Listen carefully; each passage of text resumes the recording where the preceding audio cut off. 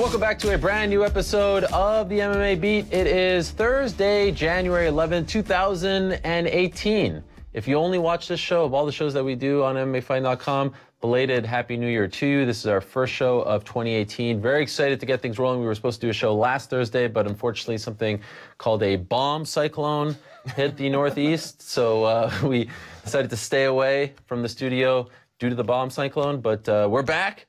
And can't wait to get into this show because this particular episode is one of my favorites of the year. And I'll tell you why in a second. First, let me introduce the panel. That is Luke Thomas of SiriusXM and MMAfighting.com. That is Danny Segura of MMAfighting.com. And of course, that is the man in the hat, Chuck Mindenhall of MMAfighting.com. And the ringer, the man in the shirt, Jeff Wagenheim, is under the weather today, so we do wish him the best. Now, why is this one of my favorite episodes? Because later on in the episode, guys, we'll look back at the year that was, look ahead to the year to come in MMA.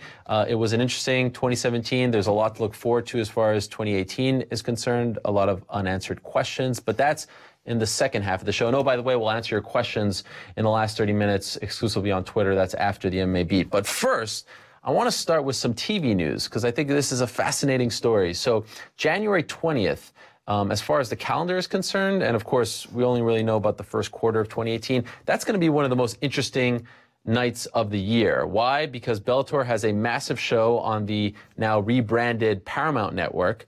It was Spike. It's now the Paramount Network, same channel on your guide. And it's a great card, and it's headlined by Rory McDonald versus Douglas Lima for the welterweight title. Across the country in Boston, it's UFC 220 and Ganu Miocic. We know about that. But here's a nice new little wrinkle to that whole story. Jimmy Smith, of course, has left Bellator.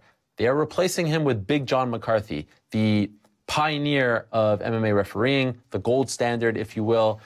They've announced just a couple of days ago that he will be their color analyst for this show. Now, he won't be their full-time color analyst. He will split time with Chael Sonnen. However, Chael Sonnen is competing on January 20th. So on January 20th, it's going to be Mike Goldberg, familiar voice, and Big John. What do you make of this decision? You know, it was interesting. I spoke to Big John about this, and I was like, how long was this in the works? Because sometimes these things can go on. You know this. You've done TV. Sometimes things happen fast. Sometimes they happen very slowly. I was like, which one was it?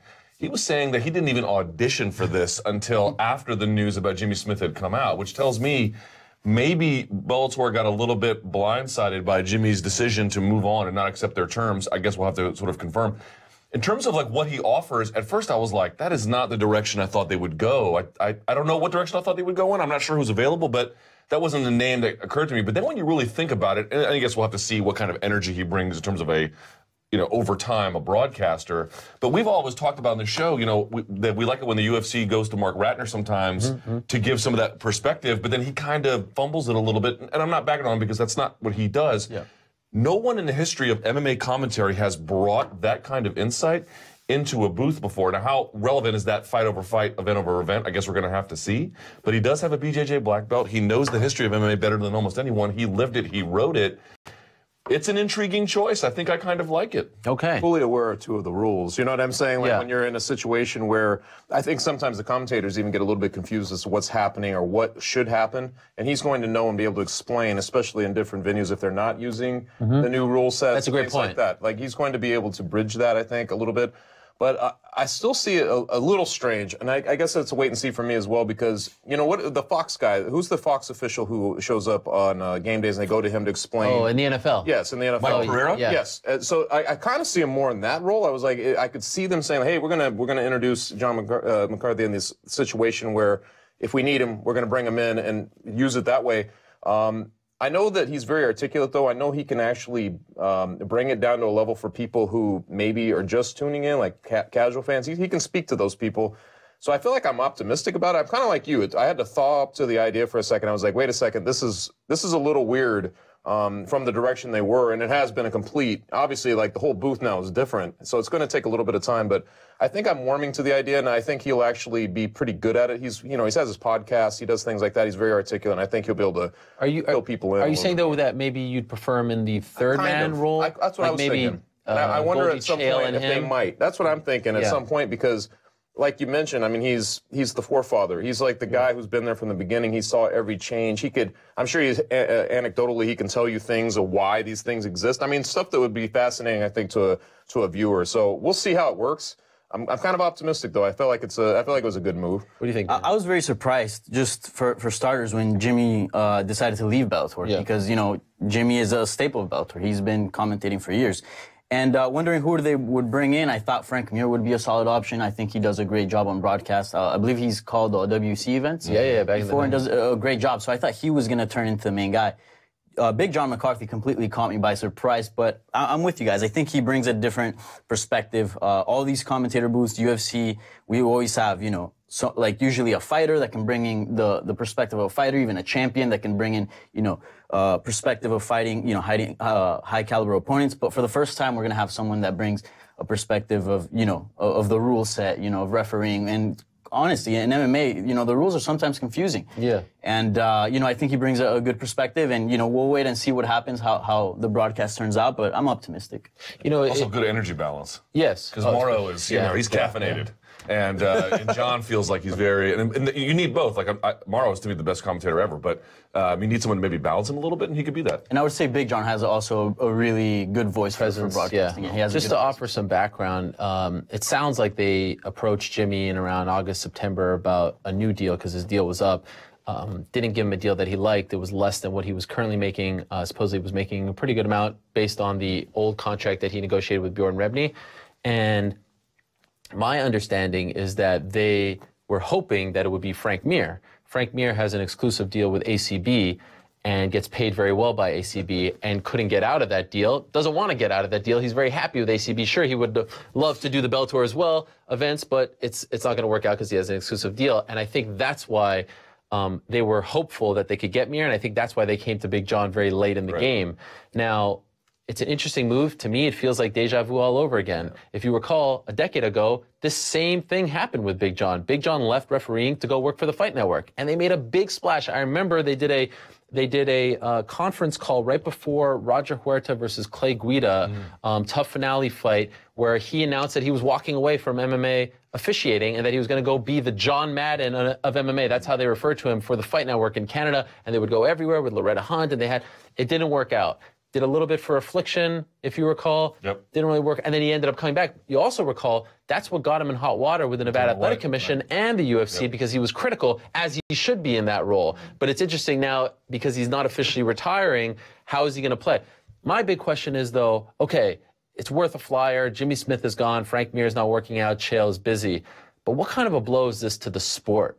Because there's not a lot of great MMA referees. And I do believe that there are a lot more these days as opposed to 10 years ago when he left. The Mark Goddards of the world have come up. But isn't this a blow to the sport? Like, selfishly, I'm happy for him. As you noted on Twitter, TV checks, much better than officiating checks. Well imagined. But selfishly for the sport and its maturation, is this a massive blow because we just lost, the godfather of refereeing? I think, look, one of my colleagues, RJ Clifford, also at MMA Media, he noted, where is Big John best suited for the sport? And the answer is probably going to be in the cage, which isn't to say he'd be a bad commentator, but that's not probably what he's best at in life, to borrow from Conan the Barbarian. So here's what I would say. I don't really begrudge him this at all, which I know is I don't either. Fair enough. It's a different question. But here's my point. When you ask about what Big John has contributed in this role, number one, the command school where he trains referees, that still goes on. That does not stop, which is very good news. But on top of that, this guy pioneered it. He has served in that role. He has come on your show and every other show and given guidance about what is and isn't appropriate. I mean, he has given to refereeing arguably more than anyone ever in the sport. 100%. Should he choose to take a sabbatical, and again, I know it's not what you asked, at some point, the sport has to stop relying on him. And I realize there might be some rough patches in between, and we'll see how that goes. But I feel like he's done enough, and we can't lean on one guy forever. We need to incentivize growth opportunities and better training programs to recruit better talent. Okay, it is a fantastic blow, man. I mean, I've seen him up close and personal backstage. I did that Matt Mitrione thing where I was backstage before his fight. You see John McCarthy come in, it's the type of reverence people have for him, and just that he commands the room. He's very clear in what he's telling you. He's very, very clear. He's very man to man. He doesn't take, any guff or anything like that. I think he's just one of those rare guys who, if you know that he's going to be reffing your fight, I'm sure you feel like you're in good hands. I'm sure there's a lot of people out there, going back to Steve Mazzagatti, people like this, they would get very upset knowing that they had this ref coming up, and on those levels, it's really strange. It's part of the scaffolding, you know, as part of that scaffolding, I feel like the MMA is going to miss him. Hopefully, he's personally been on a crusade basically to educate for so long. Hopefully, our referees now, like you mentioned, Goddard and some of these guys, hopefully we won't notice it as much because maybe he's left the sport a little bit better if he never referees again. Hopefully, he's kind of brought people to his level at this point. Oh, let me ask you, Danny. Do we agree? Okay, so he never said the word retired in the press release. He never said it in your interview, in any other interview that he did this week. And I know he's going to do boxing the next night, right? That's what he told you? Yep. Do we agree, though, that he can't do MMA? Like, he may not want to say he's retired, but as long as he's being paid by Bellator, as long as he's working in this role, I have a hard time seeing the UFC hiring him for an international show where they kind of act as the commission. And I have a hard time seeing Nevada, California hiring him for a UFC show or for any other promotion. Like, you can't do both, right? I would agree with that. Just, I think it comes down more to like public perception because then he might seem as biased or there might be conflict interest there. But he's still a great referee at the end of the day. So I think he'll be able to do his job right. You know, even you don't think it's a bad look? No, it's a bad look for sure. But as far as like his skills are still there, you know, he can still referee. But yeah, it definitely is a bad look as far as like him working for Bellator, getting a paycheck from Bellator, and then going on and working UFC events. And I just want to say that, you know, Big John always brought this, like, sense of security when he was, like, refereeing a fight. When it was a big title fight and, you know, like, refereeing really matters because any little thing can affect the fight. And you saw Big John in the cage, you know, you almost get a sense of relief. So, you know, the MMA world is definitely going to miss him. But, you know, as you said, you know, he's still going to be involved in, you know, in bringing up the rules said. So I have a hard time fathoming his schedule, like the way it was, too. I mean, you can understand completely, like, not wanting to travel as much. I remember being at the Mohegan Sun in Uncasville, Connecticut, and he was there for a Bellator show, and the very next night he was in Vegas or whatever, LA, I can't remember, for the UFC. And I was like, how does he do that? I mean, that's just... And also, you have to be sharp, right? Yeah. Like when you're in there, it's such a tough job, but like you can't be jet lagged or thinking about something else. He's been doing that a long time. He shows up overseas a lot, and just like, I mean, it's a lot of travel, so I completely understand, too, the tax it's probably taken on him, his family, everybody else to uphold that job, to be that guy. So not just the money that he's going to make, but also probably just the rest, you know, not having to be traveling all the time like that. And I mean, it's also nice seeing someone that, you know, that's been so important to MMA sort of get a good opportunity because, you know, Frank Trigg was in your show like not too long ago and he was talking about MMA refereeing and, you know, he said, you know, it's not a high paying gig and, you know, Big John has been around for forever. So, you know, I'm kind of happy in a way that he's getting this opportunity. Luke, two-part question for you. A, are you surprised that Bellator said goodbye to Jimmy Smith, that they didn't offer him, you know, a deal that was comparable or even better than what he was making? And B, he has not come out and said it, they haven't come out and said it, but all signs do point to him going to the UFC. Are you surprised that the UFC, given their pretty solid stable of analysts and given the fact that historically they like to keep it in-house, you know, like either it's a former champion or, you know what I mean? Are you surprised that they're interested in him as well? No, I don't. Okay, so let's go to the first part. Am I surprised about what happened with Bellator? A little bit, you know. I mean, look, no one is irreplaceable, and especially when it comes down to money, management always feels like they know better than the person who wants all that extra money. And sometimes they're right, but in this particular case, he was the person, in my judgment, most synonymous with the brand, quite honestly. It was him and Sean Wheelock back in the M1 days. Then they floated over into Bellator, and this was the guy who was, you know, I mean, the flag bearer, if there ever was one. Yeah. Wasn't just the guy, by the way, people don't realize this maybe, he wasn't just the guy who was the commentator. He did a lot of other things for them, including hosting weigh-ins, all kinds of video packages he would do. He was an incredibly busy guy for them. So in that sense, yeah, like I'm surprised to let a guy that valuable go, and they lowballed him. I don't know. That's a little weird. On the second count, also surprised as well, in the sense that the UFC jumped on it right away, but two things. One, Joe Rogan straight up admitted that he's been lobbying Dana White personally to get this guy on. That probably helps. And also, I think that, look, when WME parted ways with Mike Goldberg, I've never been particularly a fan of his commentary. It's not a mystery. But when he left, it was pretty clear that there was a portion of the fan base that was really hurt by it. They didn't like seeing it. I wonder if part of this is like, you know, not that we can get back in their good graces, but if you think about the UFC right now, they have so much bad press. What's one good thing where that gets them a lot of good press? It's the Performance Institute. This would get them some good press. People would like roundly say this is a really good thing. And I also feel like he's very different than a Paul Felder or a Brian Stan. Yeah. Yes, he fought, but he's much more of a developed MMA mind in terms of the larger scope of things. So it's a big win for them if they can ultimately make it happen. Okay. I'm very surprised by the move, just because, like, you know, for some reason, you know, Jimmy Smith is a great commentator.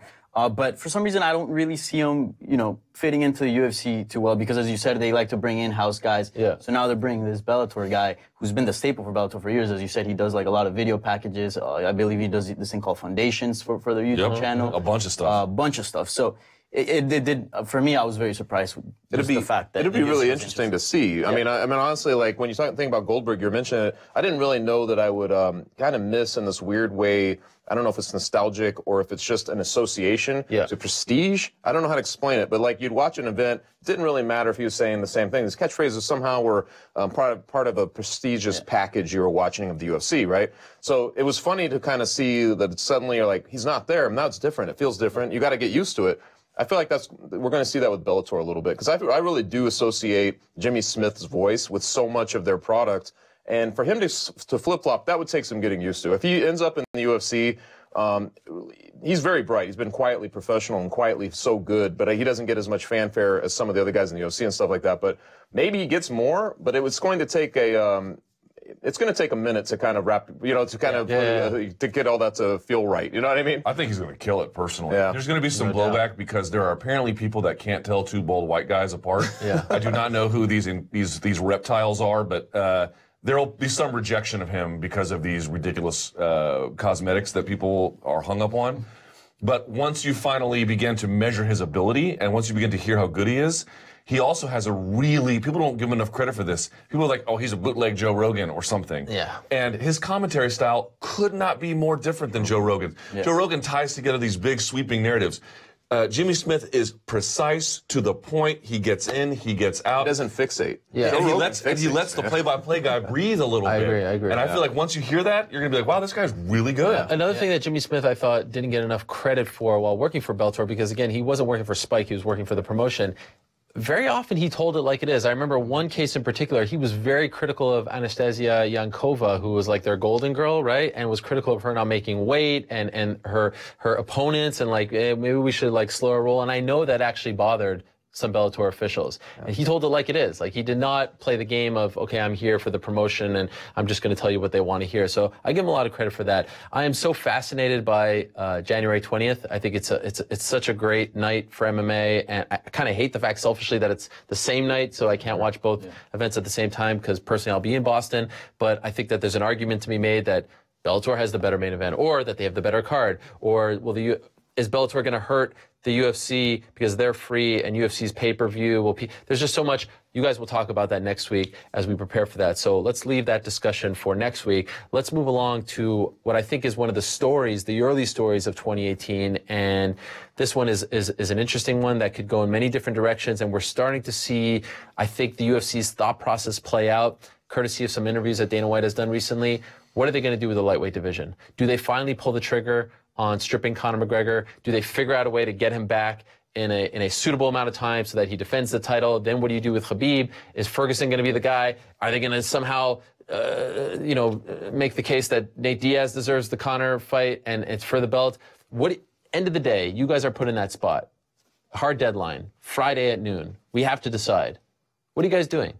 How do you fix this problem? This Friday? This Friday, you have to decide. What are you doing? How are we pulling this trigger? I think for me personally, and I mean, there's going to be a lot of debate about this, you got 18 months to defend your title, and especially if you're healthy.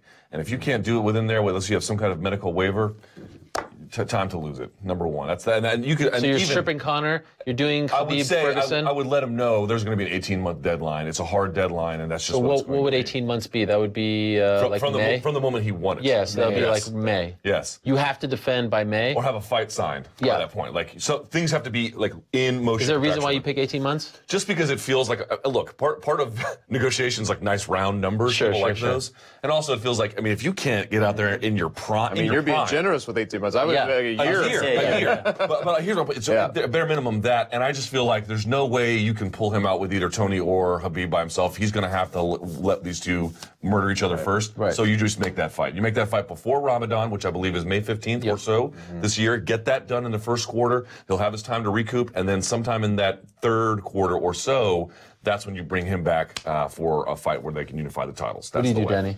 Ideally, get him to defend his title, get him to fight Tony Ferguson, get him to unify that belt. But obviously, we know that's not easy. Conor McGregor has You know, he can sort of wait out whenever he wants to fight. He's still a big star. He can fight whenever. But definitely set him a deadline. I would say a year after he's won the title. I think 18 months is a bit too much, to be honest. A year. Does he get like added time because of the Floyd fight? Like he was active and the UFC was like on board with this, so we'll give you a few months. I guess in this special circumstance, yeah, I guess 18 months would be fine. But for any champion, you know, defend the title or have a fight booked within a year.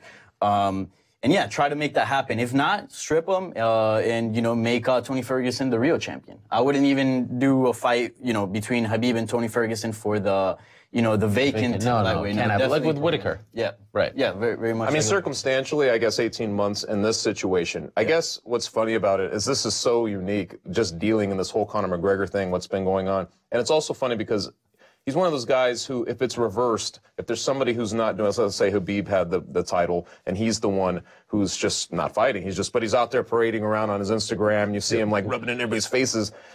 Can you imagine the tirade, what he would be doing? You know what I mean? It's such a weird, I don't want to use the word hypocritical, but it's weirdly similar to something like hypocritical because the guy is, he's kind of lording it over right now without doing anything. It starts to rub people the wrong way. I've seen a lot of it. I'm sure you guys are seeing a lot of it. I didn't anticipate this turn. I did not think we'd start to go down the street where you're like, wow, he's starting to lose momentum a little bit here. And we'll see how it picks back up, obviously, when he signs a fight. But what a weird circumstance. I think 18 months in his circumstance, as long as he's got something coming up, I think that's the big thing psychologically for the situation. He has to be signed to something. He's got to have something coming up, right? I mean, that's where I think people are like, we're into the new year. Defender vacate. What is he going to do? And I really do feel it too. It's frustrating. You know what I mean? You're watching these other guys. It's there's an interim belt. Now they're talking about having the interim belt contested. Yeah, you can't do that. And I mean, the fight is fascinating. We've tried that fight 3 times. I would love to see that fight, but it sucks to have this situation where there's a guy at the top and everybody's like rolling into each other below it, and you're like, when does the guy at the top come back and meet one of these guys? And it's just an interesting thing, man. His whole career has been about escalation. And he's at that moment, you can't escalate beyond what he just did. So it's like he has to come down and meet somebody at some level here now. Regardless if it's the contract, the money, the prestige, the history, he's going to have to now compromise something to come back and fight one of these guys. MMA fans and the MMA community, we have a long-distance relationship with Conor McGregor. You ever been in a long-distance relationship? There's the #1 key to it. It doesn't matter that you're apart, but there has to be an end date on it. You have to know after a certain point, we can do if your girlfriend moves away, a 2-year residency or something. Okay, those 2 years, the end of that, that's the end of it. And you can wait for 2 years. That's a very long time, but you can do it. But if it's just open-ended and you don't really know when that's going to happen, it will collapse. Yeah. That's where we're at right now with him. We'll wait for Conor. We will wait for him. But if you just leave us with this perpetual uncertainty, things go sour fast. I would make the argument, and I think it's a very strong one, that it's the better business move to strip him yesterday. Because if you strip him, you're almost getting 2 for the price of 1 in the sense that now you have a real title fight between 2 guys who hate each other, and there's the history, and it's Khabib versus Ferguson. And let's be honest, Conor's above the belt. Like, if you parade him around to mainstream, he is. He's so not. The draw. Okay, if I tell the ESPN audience, that is the sense of entitlement he parades. No. Meanwhile, he's got all these unanswered obligations to these guys. No, this is what I'm saying. As a draw, he's above the belt. As a draw. Yeah. So what I'm saying, I'm not saying like no one's above the sport, but as a draw, he's above the belt. And what I mean by that is, if I go to ESPN and I'm the UFC, hey, I want to do a car wash about UFC 226 coming up in July, and it's Conor McGregor versus Nate Diaz. Do you think anyone there, any audience member, any producer, anyone says, is there a belt on the line? No one gives a crap. No one gives a crap. And honestly, part of that is his doing. In a way, he's almost devalued the belt by not defending it. So what I mean is, when Floyd fought Conor, it was gigantic. There was no belt on the line. Yeah, there was a stupid money belt. Yeah. But there was no real belt. So you don't need Conor McGregor anymore to fight for belts. No, but the issue with the belt is not so much is there's a piece of hardware that is going to be available on display as he walks out. The issue is he answering the challenges that are posed during his space at the top? But right now, he's not.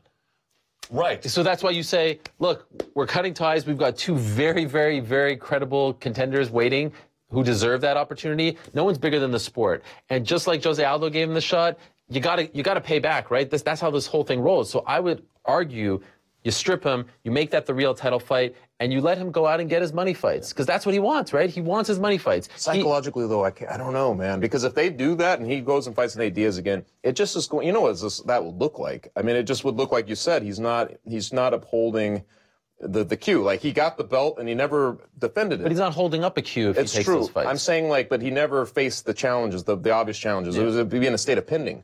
And then he goes and fights Nate Diaz. I don't know. Psychologically, I don't know if that would be entirely the case. I think people would still want to watch him, though, even if he fights Nate Diaz or whoever it is. Oh, for sure. People are going to tune in. And, you know, I'm surprised that the UFC's taking so long to make a decision. Like, when he was doing the original Diaz fights, I mean, he was fighting other guys. He was, with the Aldo, he was beating the guys that everybody wanted him to see. That's why you could take this. He did that, yeah. And let me be very clear. Like, the perfect scenario is he's a fighting champion. Yeah. He fights every 3 months. He's Max Holloway, what Max is doing right now. That's the perfect scenario. But it's not the reality. It really isn't. And so the UFC, for the sake of its own business, they have to move along. They need title fights. Yeah. I mean, like, just look at the roster right now and who's available. There's not that many guys available, and now we're holding up a division. Yeah. So why not, as you said, Ramadan is coming up. Have that title fight in April. If he's going to fight in April, fantastic. It just doesn't seem, although I am getting the sense, like, if you look at his social media, it looks like he's training. Little chippy. Well, he's also training more. He's responding to Khabib. I don't know if you guys saw yesterday, he was posing with Richard Branson without his shirt. Like, he's not fat. Like, you can tell he's in good shape. So, like, it's clear that he's active, right? He's on the mats with Paddy Holohan. We didn't see these pictures 6 months ago, and there's maybe some sort of reason for that. But I just feel like you need to it's imperative that the UFC also moves on with its business, and it's imperative that they strike while the iron is hot with Khabib Nurmagomedov, because I think that he is a star in the making. What he just did. And if you don't get Khabib a fight before April, you're losing until September. Right. And that's a big problem. Comes up, man, it's like, he reminds you of just how dominant, what a wrecking ball he is. And he's healthy now. I know, right? man. So you got to take advantage. And he has that big it factor for me, anyway. I don't know if it translates to everybody, but for me, every time I see him, it's like, it's magnetic, man. I mean, you're transfixed by this guy, his whole pre-fight routine, everything. Like, and then he gets in there and he smashes somebody. Usually we don't really, like, ground and pound. A lot of times people don't really care for it, or they find it a little boring or whatever. Guys like Sean Scher, or, guys who but for whatever reason, he is just so above the rest. It's sublime to watch what he does in there. And I'm like, every time he comes back, it just comes back again. It swells up. We're like, whoa, man, this guy is phenomenal. And then so you think about, I was thinking about that. I was like, if they booked Conor McGregor against him, I feel like it would be the biggest fight. It might be the biggest fight they've ever done. I could actually see that. I don't know if Khabib is at that level quite yet. I think Diaz is over Khabib as far as, like, a fight that could be. Well, do you think? Okay, so let me ask you this: Is Diaz, who's been very quiet as of late, like, he had the small cup of coffee with Tyron Woodley, but that all felt very weird and hot-shotted. Yeah. Is he kind of in danger of like sort of missing the boat here as well? Like, I feel like it's time for Diaz to reemerge and get himself into the conversation. No, I mean, I think the moment Conor McGregor won the second fight and it was 1-1. Nate Diaz is always going to have a ticket to punch in whenever he wants. Obviously, whenever Conor wants to and the time permits. But I think Diaz is good. The third fight will happen. It's a trilogy fight. They're both 1-1. I think, he's in the safe zone as far as that. I think there's a bit of a concern there. 2018 already feels like, to me, a bit of a... I mean, look, there in sensibilities, there are ebbs and flows. There are constant changes. And it's a copycat organization. It's a copycat sport. People wanted to copy what Conor was doing because they thought that could be some kind of way to maximize leverage or confer other benefits. And to some extent, for some people, it has been. But Max Holloway is going the other direction, quite explicitly, taking fights. Is this a number one contender? Right. But I don't think it's... I think, one, he just wants to do that. Yeah. But the other part is that if he does that and he gets success, other people are going to begin to follow his model. It's just the nature of how things go. And I feel like if that gets into motion in enough weight classes, you can be forgotten a little bit. The Max Holloway thing, and realistically, even the Miocic, this heavyweight fight that's coming up, I mean, they feel like those are the two non-distracted things going on in the fight game right now. It's like these two things, you're like, oh, they feel so good because they're very simplistic. It's like, it's so simplistic to contemplate how we got there. You know what I mean? It's so simplistic that it actually carries its own shine. You know what I mean? Champ, number one contender. Exactly. Yes, exactly. I'd even argue it's weird because of the John Jones situation, but even like DC Volkan, like DC didn't go out and say, oh, this isn't the fight I want. It's not the sexy fight. Like, it's just nice when they happen without any drama. And I'm not trying to begrudge anyone for trying to make that money, but it's nice, as you said, like Holloway Edgar, it just happened. Yay, it's the next guy, let's do it. 3 months later, awesome. Which leads me to my next question. We could talk about the Conor thing, and it probably isn't getting resolved in the next couple of days. But how about this Cris Cyborg situation? So she wins, she beats Holly Holm. They still haven't done anything at 145. And Dana White comes out, he says to Kevin Iole of Yahoo that I want to do the Amanda Nunes fight. Amanda Nunes, who historically hasn't been all that hot on this fight, ever since she moved down to 135, initially when she came into the Strikeforce days, she was being groomed for the Cyborg fight, but then she cooled on it when she dropped down.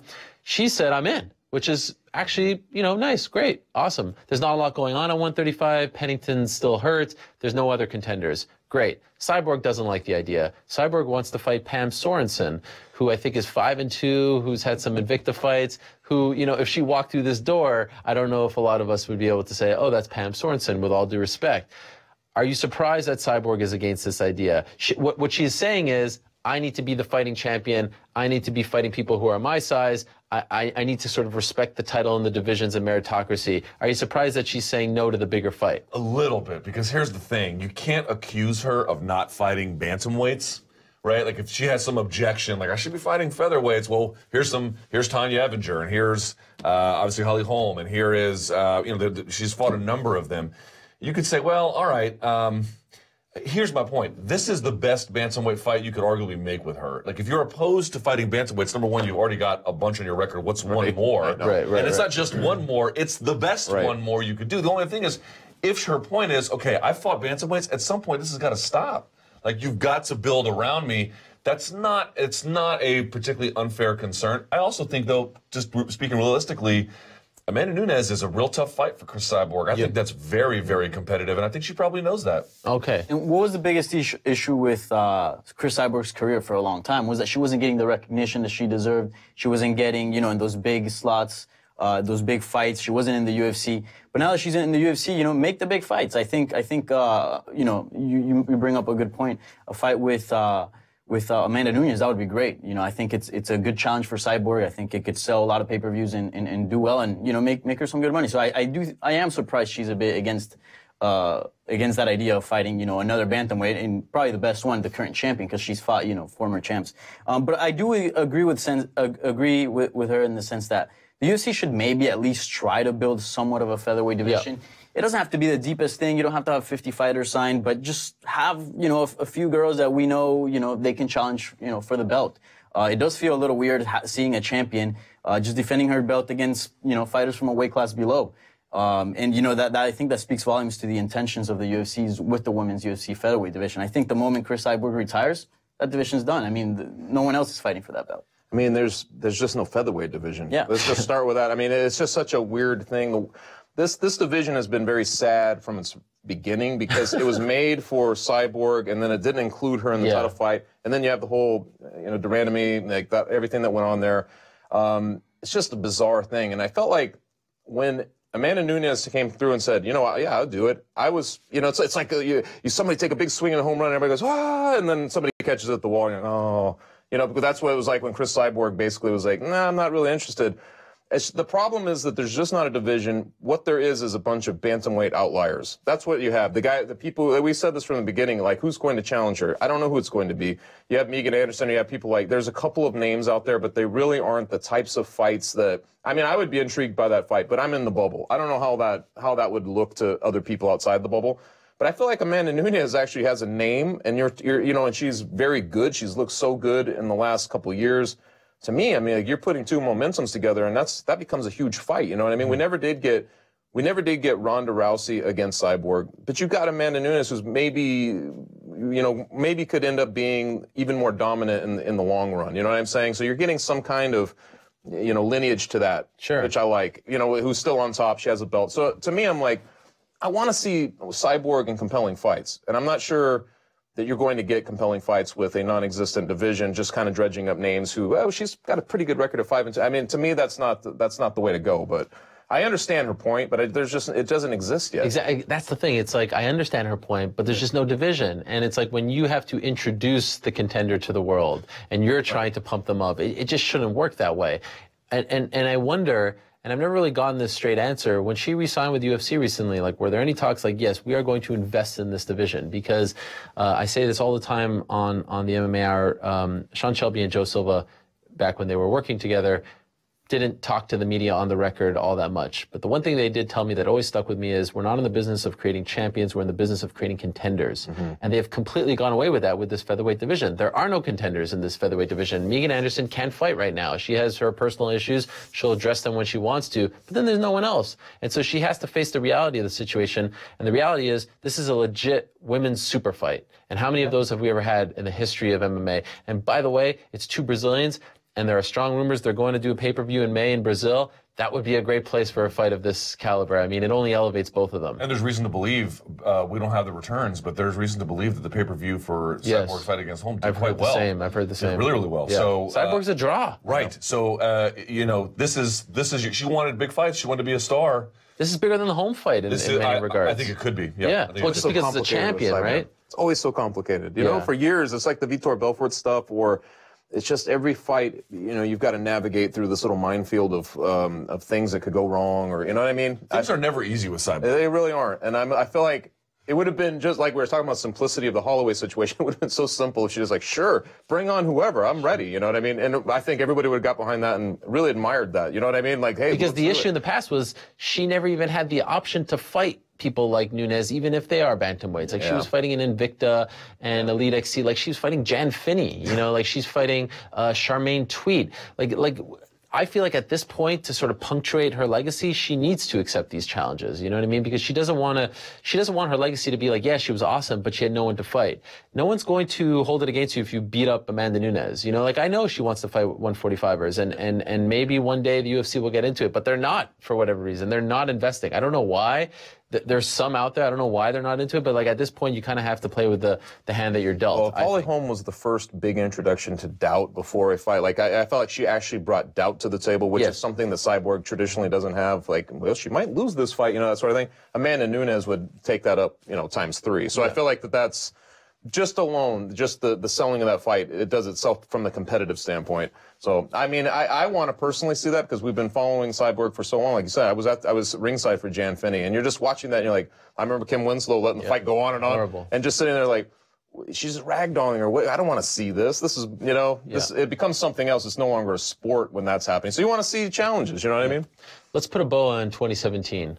What kind of a year was 2017 in mixed martial arts? If you know, I posed this question to Sean Al-Shadi in our post-fight wrap-up at the end of 2019. 30 years from now, you have grandchildren, they're sitting around, they ask you, what kind of a year was 2017 in MMA? What's the response? I would say an uneven transition year, because it's not true that there weren't some great moments. There really were. You know, even as dumb as it was, Mayweather-McGregor was historic. It just was. And it was big, and it was different. And it was worthy of some kind of examination, right? So there's that. Plus, the return of St. Pierre, that's great. The ascendancy of TJ Dillashaw and Max Holloway, like these were all legitimate things that really happened. And I know he had his issues ultimately, but John Jones, for a moment in time, also captured our imagination. Like, it's just not true that it was all bad. But of course, like the rest of the sports properties, there were declining ratings and to some extent declining enthusiasm and whatever else they want to say about how much money they made. You didn't really feel like this was a year where everyone was like, man, MMA is super sweet. There was also that problem as well. But I think the way I would think about it is, after WME purchased the UFC at right around after UFC 200, you didn't really know what that meant. Plus, Dana White was still there. You're like, well, it kind of feels the same. This, to me, felt like the first year where you felt the fingerprint and even almost the thumb of WME's impression on the sport a little bit, for better or for worse. I think there are some. What is that impression? They like pomp and circumstance. They like grandiosity. And Hollywood. Yeah, and there's something to be said for that. You know, again, the event in New York City, man, were you there that night? Yeah. Yeah. I mean, that was an incredible night. Like, you just can't say it was a bad night. However, you just wonder about the unevenness of that strategy. But to me, it felt like that was the time when we wrung the sponge dry of the Fertitta era and then began to refill it with a new, a new sensibility. Do you agree, Danny? I agree. I think this is also, I think, you know, in many years we're going to look back at this year as perhaps maybe a turning point for the UFC. You know, we look at the matchmaking that they did years before. It was always number one contender champion. This year really felt like rankings. What is that? You know, and with interim titles, with everything, it just. So I don't know if 2018 maybe they'll go back to, you know, good matchmaking and giving them, you know, contenders their shot. I have a feeling they're not. So I feel like this year, 2017 was definitely a turning point. Their matchmaking, the way, they're running things, and the UFC and MMA really is more becoming like boxing, in that sense. And I feel like this might be a turning point where that was a different era of the sport coming to an end, and now we're stepping into, again, Hollywood and big entertainment and hype, really. To me, it's almost like, it's about the year of wild imagination, pros and cons of using a wild imagination. Because going into this year, I don't think any of us really believed that Mayweather would fight McGregor. I mean, it was still one of those types of things you're like, that's fairly absurd, that couldn't happen, UFC or whatever. Then you see it happen. And you think, that's crazy. Now, then it sets up a whole bunch of other scenarios. There's a ripple effect that goes through it of, well, if that's possible, what else is possible? It becomes imaginative on so many levels. You have guys like Tyson Fury and, other people out there kind of barking at MMA guys. There's all these MMA people who are then contemplating boxing. It's like this whole thing opened up, like all this possibility that wasn't there before, whether it was really real possibility or not. And even in the matchmaking sense, like you're saying, like, we had to use our imagination for some of these matchups. It became money fights, and it was, you know what I mean, like GSP coming back and fighting for the middleweight title. These types of things it was very, very strange, but I feel like pros and cons, we were like, well, let's just let our imaginations go a little bit and we'll see what happens. And the fighters did that. I feel like the matchmakers, I feel like Dana White was doing that, and not all of it was great. I feel like sometimes you see the results of it and you think, this is why you kind of keep things reined in a little bit. This is why you do these things, because you can see when the inmates start running the asylum a little bit, it starts to go a lot of directions. And that's the feel it has to me a little bit. Like, you just got a little nuts. We went off the rails a little bit and things got a little crazy. Do you feel like they're getting back on the rails, like Whitaker, Rockhold, Holloway being more active, trying to get, the lightweight division sorted? I think as long as Conor, and going back to that, as long as he's still hovering and without doing anything, that adds the element. I mean, he is one of the main reasons we're in the state of, like, the chaos kicks up, you know what I mean? But yeah, I see it. I see it from their standpoint. The Whitaker thing especially, the heavyweight fight coming up. To me, those things, they're very simply the Holloway thing. I feel like that's the way we're used to, and it's fun to see it return to an extent, because there's only so much of the discord and distraction that you want to follow. When the distraction actually becomes the main focus, it's bizarre, because you feel like you've left everything unresolved. And I feel like now they're getting back to resolving issues, or to resolving tensions, or resolving those things. So to me, I'm glad to see that. I hope it takes that direction in 2018. I don't feel ultimately sold on it, because I feel like you guys mentioned, there's a glitz and glamour aspect to what they're doing. And I think we're going to be in an era where some matchmaking is going to be that way. It's just going to hold things up, but some of it hopefully is back on track. I think we'll get both. I agree to a degree, but 2018 isn't your typical year for the UFC. It's one of their most important years ever because of the upcoming TV deal that's about to expire, right? Like, you need to be a hot property. You need to be in the news. You need to be saying that Floyd Mayweather is thinking about joining the UFC. You need to be buzzing, right? You need to be this hot topic that all the shows are talking about. And so, are you worried that the UFC will fall victim to that as the months start clicking away? We need to start hot-shotting. There's nothing wrong with possibility, though. Like, anything that's possible and you can actually, like, look at, you think, well, that's fun, Because people love to have debates about guys fighting because of possibility within that, possibilities and contenders and things like that. So I feel like any of that stuff is perfect as long as they don't follow through on everything or just let guys roll off the rails. That's what I feel like has kind of happened this year. Okay. Maybe it's because of that Mayweather, but I felt like a lot of people, maybe as a ripple effect, started to imagine bigger and, crazier and Nate Diaz trying to, like, the boxing lights. Everybody starts to then go a little bit further afield. Yeah. But the possibility thing, I think, is a big deal, especially when you're going to, like, the TV side of it. You want it to look like, hey, whichever way you want to take it, we can make this huge. You want to present it as huge as possible. So, is the TV deal the biggest story of the year? For sure. It defines everything. The story to really look forward to, right? Whoever they end up with and what package they ultimately put together, and we're going to be all in on this one or split apart and some online. And X amount of events. It defines, it is the most critical. When you look back on it, we'll actually, I'll have to bury this Fox deal, because even if they send another one, we'll assess this one for what it was. And it had some great things, had some bad things. One of the bigger successes was that I felt like in this time, this was the deal that got MMA to be treated as a sport more than any other thing that the UFC Really? did. Yeah. Why so? By the mainstream media is what I would say. It got this in the last, was it 2011? So the last 6 years or so. to me was the time when there was initial buzz, and of course 2008 and 2009 they had some big fights. 2010 too, it wasn't that necessarily, and they got covered on ESPN even all the way back when Chuck was fighting Rampage, right? Yeah. I don't mean that, but I mean finally it dawned on editors and producers everywhere that you have to have some kind of dedicated coverage, that in the ecosystem of sports that we cover, this deserves to be treated alongside it to some degree, depending on So you think if Conor Ronda fight in the Spike era, like let's say they just I don't re-sign think the with Spike era can launch a person like that. You really think Fox launched Ronda and Conor? No, they didn't launch him, but I think her ability to connect with the mainstream, everything feeling and having this accoutrement of mainstream, I think kind of greased the wheels a little bit. So do they need to stay on Fox, or not necessarily? has no. that already happened? Yeah, Like, I mean, I'm not saying don't get on it. I mean, Sure. You know, we'll have to see. But ESPN, of course, would be a big one, or Turner would be an interesting choice too. But and I think I think one of the reasons why I was trying to think, like, why don't they go all in and Fight Pass? Because, God, man, the future. I mean, linear TV. Not a growth business, right? A couple years ago, that's what we were talking about. Right. Like the transition. But I feel like also these UFC guys, I feel like they're a little bit like, not just glitz and glamour, but they don't want to feel like they're going back to the old days, you know, where everything was online and you had BitTorrents and things like that. because they finally made it to TV, I right? feel like they want to be part of the TV carries a establishment. prestige, a certain level of prestige. Exactly. I mean, everybody can have some sort of video streaming online, but not everybody can be on television. So, Right. I think definitely they should stay as far as like on TV. They shouldn't go digital because, I mean, for me it's easier. I don't have cable, but Interesting that the youngest person on the set is the one. Television going for the definitely old guys. television definitely brings a certain prestige, and you know that's what the UFC. Although the UFC is a pretty established organization, MMA is already pretty mainstream. I think we still have a little bit left to go. So I would like them to stick around a TV. I mean, it's always interesting when people like, Kurt Menefee, are showing up and talking about your sport, and, as part of the broadcast and things like that. To me, I agree with it. I think it kind of coincided, with a recognition of something more legitimate. I don't know how to explain it exactly. I wouldn't say that it made it mainstream, but it certainly gave it parental people, just older people that I would never pay attention to the sport would see it.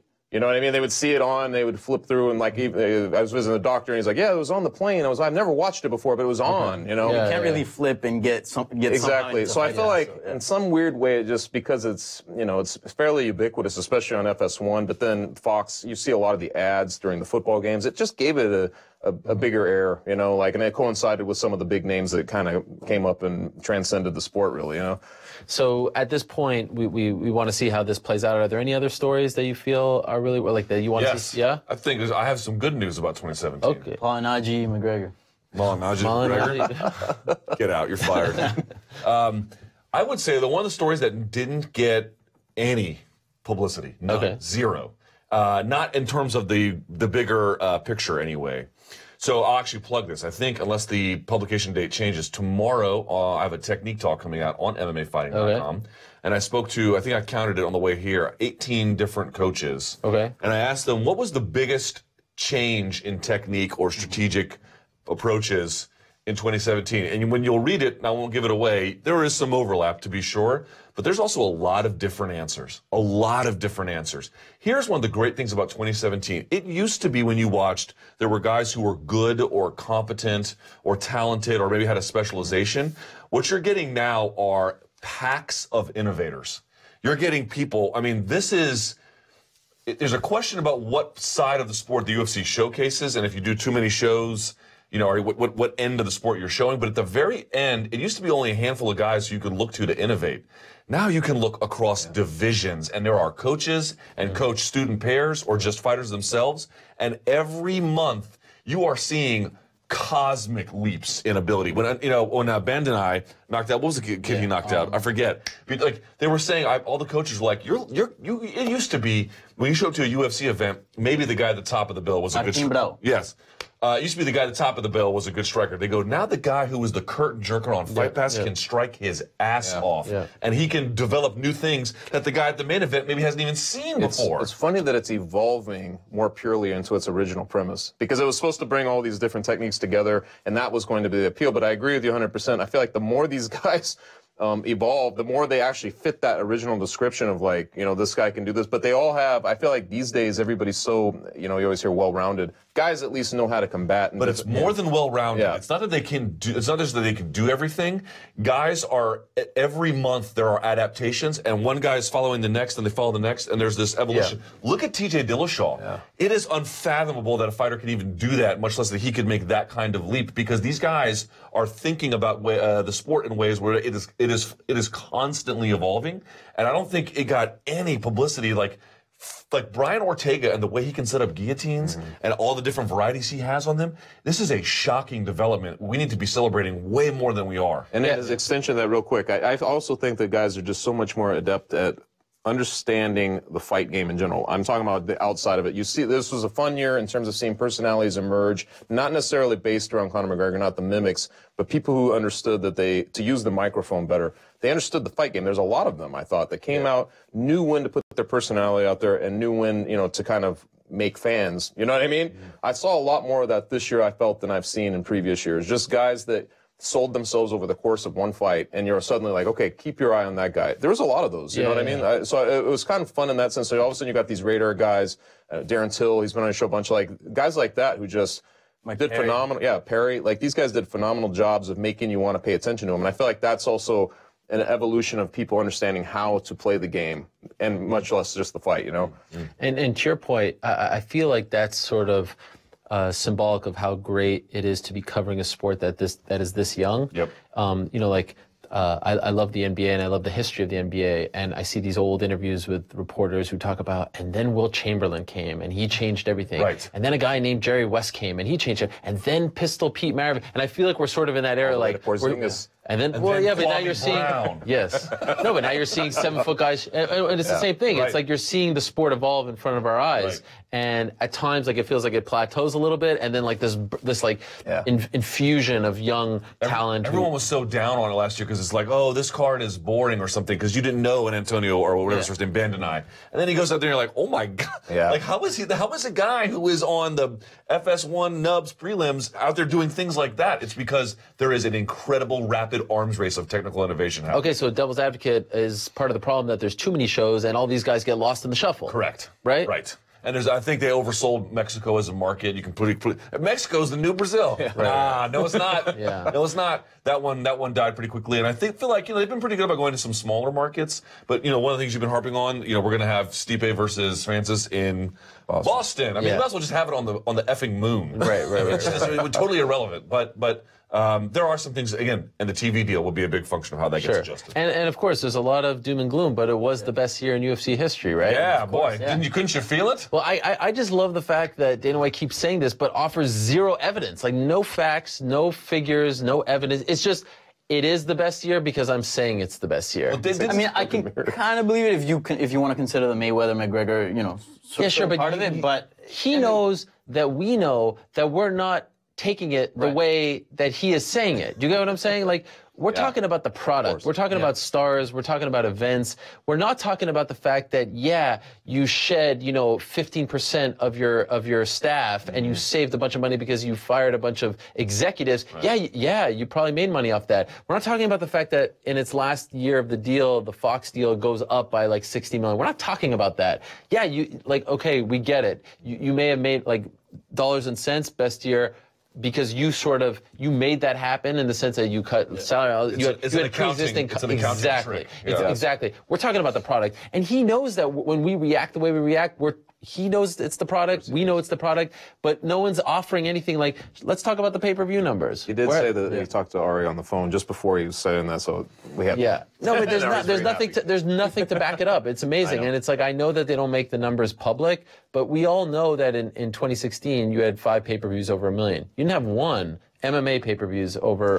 And some of them were really close to all-time lows, weren't they? I mean, like in the last decade. So we're talking about the product. And that's what. In their defense, everybody is suffering on television and on sports properties, so that they're just part of that larger trend. But that also is a fact that needs to be considered insofar as any new linear television deal is concerned. So, crazy. We're 11 days removed from January 1st. We're a little late. We were supposed to do this last week, but do we have New Year's resolutions for 2018? Things that we want to see happen. things that we want to see come to fruition. Danny, Have what do you Conor got? McGregor defend his belt. Okay, that's I it. think that's the top one. You want him to Obviously, he's the defend. biggest star in the sport, and it's a shame. You know, a guy in his prime, super skilled. I mean, I was recently looking what he did to Eddie Alvarez. That's amazing, unbelievable. And to have him just sit out and, you know, have him just putting Instagram posts and not fighting anyone. I mean, it sucks watching somebody in their prime just. You're a little young for this, but does it remind you old folks of Michael Jordan when he went to play baseball? Like, yeah, for a minute it was cool that we saw you doing something else. The baseball card. Exactly. It was cool, right? There was a novelty to it, and that's Paid kind of. attention. You'd pay attention. Like they'd show the highlights. You're very interested. You know. That was sort of like the boxing thing, but it's like at the end of the day, you want to see him at what he's best at, and like you want to see him active. You really suck at this, my man. Wow.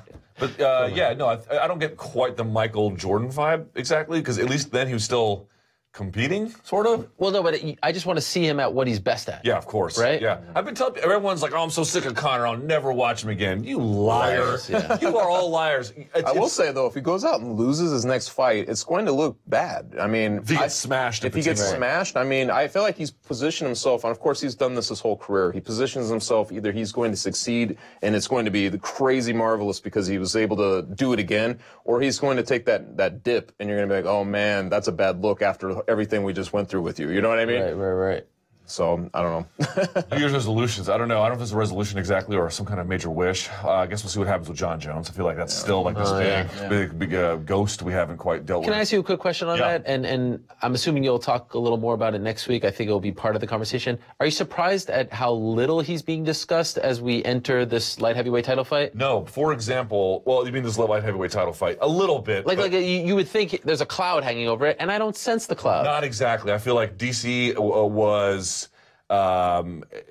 If so many times you are tragedy befalls you or your own behavior causes this chaos, that's eventually when the people around it no longer become collateral damage anymore. You just realize that they can't be held responsible for your situation. And again, he may be exonerated. We really don't know the answer to that. But I also feel like going back even to the technical innovation thing, John Jones used to be the guy I would look to be like, wow, what's the next level of MMA going to look like?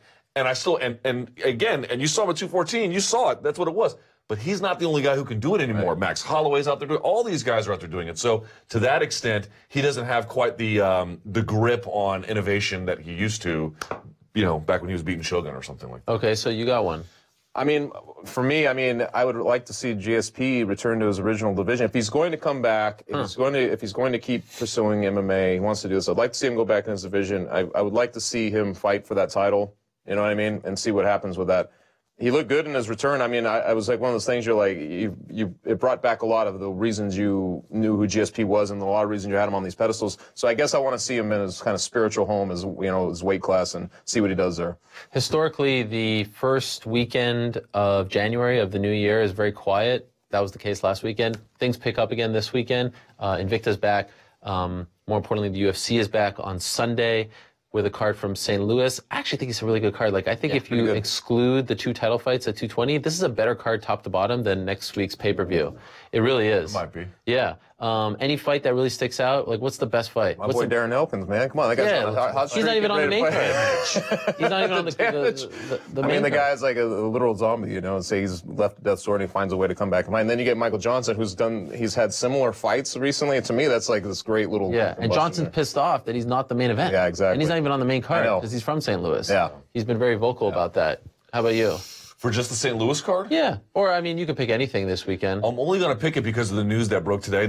I usually try to go deep on the card. I'm actually going to go to the top of the card. I find that Vitor Belfort Uriah Hall fight bizarre. Yeah. And then Vitor's being like, yeah, I'm done. It's like, you're retiring in St. Louis? Yeah. He's not. I mean, I don't even want to fly over St. Louis, much less retire in it. But by the way, you ever been to St. Louis? There's nothing to do. Anyway. My wife's family's from St. Louis. Yeah. What? His wife's family's from St. Louis. Whose? His. Yours? Yeah. I'm terribly sorry to hear this. Well. In any case, I don't know. Something about it feels off. And I spoke to Uriah earlier this week, and he's full of, he's chippy. He's a chippy dude, too, which is a good thing for a competitor. Yeah.